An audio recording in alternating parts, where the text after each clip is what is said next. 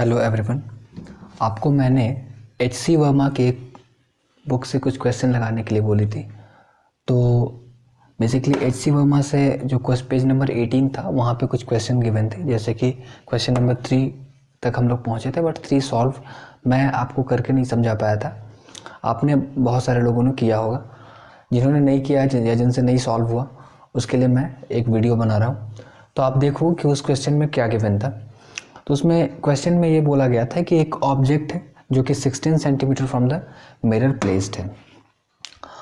तो मिरर कैसा है? कॉनकेव मिरर है, जिससे 16 सेंटीमीटर सामने में एक ऑब्जेक्ट प्लेस्ड है और उसकी इमेज बननी थी 24 सेंटीमीटर पे। अब इसमें यह गिवन नहीं था कि in front of the mirror बनेगा या फिर मिरर के पीछे बनेगा, क्योंकि दोनों केसेस पॉसिबल है in case of concave mirror. यहाँ पे यही तो क्वेश्चन का क्रस्क है।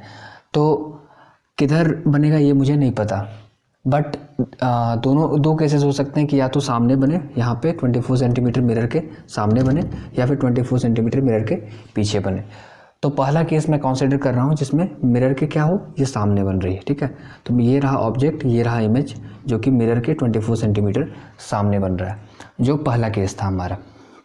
लेकिन इसमें इसके लिए क्या होना चाहिए, ऑब्जेक्ट को फोकस से पहले प्लेस्ड होना होगा, यानी कि पहले ऑब्जेक्ट होगा देन फोकस और उसके बाद तब फिर पोल आएगा। तो अगर हम इसमें बात करें तो ऑब्जेक्ट की जो डिस्टेंस होती है from the pole of the mirror, वही क्या कहलाती है, ऑब्जेक्ट डिस्टेंस। इसको हम रिप्रेजेंट करते हैं यू से। तो यहाँ पे जो यू होगा वो कितना होगा, 16 सेंटीमीटर हो जाएगा। बट ये जो यू है वो 16 प्लस में होगा या माइनस में होगा? तो आंसर है माइनस में होगा। क्यों? क्योंकि ये जो ऑब्जेक्ट है वो मिरर के ठीक सामने है, और पोल के अगर हम लेफ्ट साइड डिस्टेंस मेजर करते हैं तो वो क्या होता है, हमेशा नेगेटिव में होता है, ठीक है। तो ये कारण है उसके पीछे। नंबर 2 कि अगर हम इमेज डिस्टेंस की बात करें तो अगर पहला केस मैं ले रहा हूँ जिसमें इमेज जो है वो मिरर के ठीक सामने बन रहा है, तो उस केस में क्या होगा, मिरर के ठीक सामने बनने के कारण जो इमेज डिस्टेंस है वो भी क्या हो जाएगी, नेगेटिव हो जाएगी, माइनस, ठीक है। तो यहाँ पे भी -24 सेंटीमीटर हो जाएगा। क्यों? कि हम क्या कंसीडर कर रहे हैं कि इमेज जो है वो मिरर के सामने बन रही है, पोल के लेफ्ट साइड बन रही है। तो इसीलिए अब मैं फॉर्मूला, हमें पता है mirror formula 1/b = 1/v + 1/u = 1/f। तो मैं इस फॉर्मूला को यूज़ करता हूँ और मैं कैलकुलेट करता हूँ for the what will be the focal distance. तो मैं इसी फॉर्मूला को यूज़ करता, तो 1/v कितनी है, तो 1/v की वैल्यू हो जाएगी -24, ठीक है। माइनस हो जाएगा, क्यों यहाँ माइनस हो जाएगा, अच्छा ये माइनस में है ना, ये पूरा वैल्यू माइनस में होगा। क्यों? क्योंकि ऊपर में माइनस, इसलिए नीचे भी माइनस आ जाएगा। -1/16 = 1/f। और मैं एलसीएम ले लेता हूँ, 16 और 24 की एलसीएम क्या हो जाएगी, तो 48 हो जाएगी, ठीक है। तो यहाँ पे 24 से 48 जाएगा करीब करीब 2 बार में, लेकिन माइनस मल्टीप्लाई, इसलिए माइनस यहाँ पे कितना हो जाएगा, 3 बार में जाएगा, तो -3 हो जाएगी = 1/f। तो f यहाँ से आ जाएगी 48/3 और 2 कितना होगा, 5, लेकिन माइनस में, ठीक है। तो f will be equals to -48/5, that is 48/5, सो होगी 9.6 सेंटीमीटर, 9.6 सेंटीमीटर।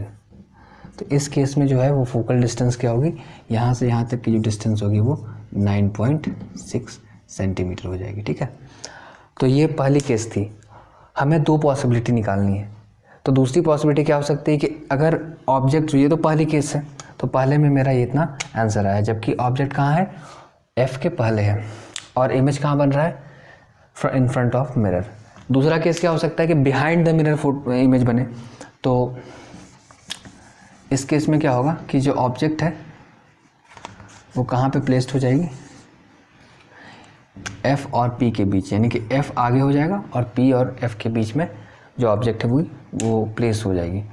तो ये मैं मिरर को कंप्लीट कर देता हूँ। तो इमेज कहाँ बन जाएगी, 24 सेंटीमीटर बिहाइंड द मिरर। तो बेसिकली केस कुछ आपको ऐसा दिखाई देगा जिसमें कि जो इमेज है वो 24 सेंटीमीटर बिहाइंड द मिरर बन रही है, यानी कि इमेज सपोज यहाँ पे कहीं पे, सॉरी सेकंड केस में जो है वो इमेज कहाँ बनेगी, सीधा बनेगी ना। जब एफ और पी के बीच में होता है तो इमेज कहाँ बनता है, सीधा बनता है। तो वो सपोज ऐसा कोई एक इमेज बन गया और ठीक है, तो इमेज यहाँ पे सपोज बन गया 24 सेंटीमीटर पे बन गया, ठीक है, यहाँ से, और सपोज ये इमेज बन गया। तो इस बार इमेज जो है वो मिरर के क्या हो रही है, पीछे बन रही है ना।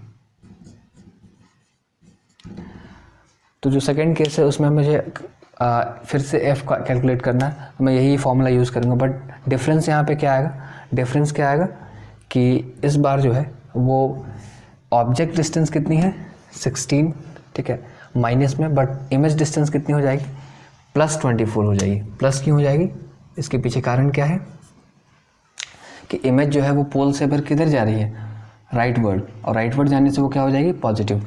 तो यानी कि वहाँ पे प्लस हो जाएगा तो क्या होगा, यहाँ पे प्लस हो जाएगा, यहाँ पे भी प्लस हो जाएगा। तो यहाँ पे एक्चुअली कितना आ जाएगा, जब आप कैलकुलेट करोगे तो -1 आ जाएगा, यानी कि यहाँ पे फाइनली जो आंसर आएगा वो आएगा माइनस,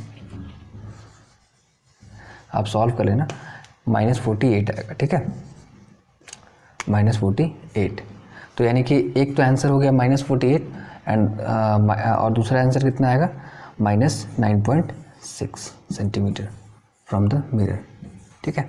तो ये दो पॉसिबिलिटीज़ है। दूसरे केस में क्या हुआ कि ऑब्जेक्ट किधर चली गई, पीछे चली गई, इसीलिए ऑब्जेक्ट इमेज डिस्टेंस क्या हो जाएगा, ऑब्जेक्ट आगे है, इमेज पीछे चला गया, तो इसलिए इमेज पीछे चला गया मिरर के, इसीलिए इमेज डिस्टेंस क्या हो जा रही है, पॉजिटिव हो जा रही है। और जब इमेज डिस्टेंस अगर पॉजिटिव हो जाएगी तो यहाँ पे प्लस हो जाएगा, और यहाँ पे प्लस आने के कारण ये दूसरी जो वैल्यू मिलेगी वो -48 मिली होगी। आई होप आपको समझ में आया होगा।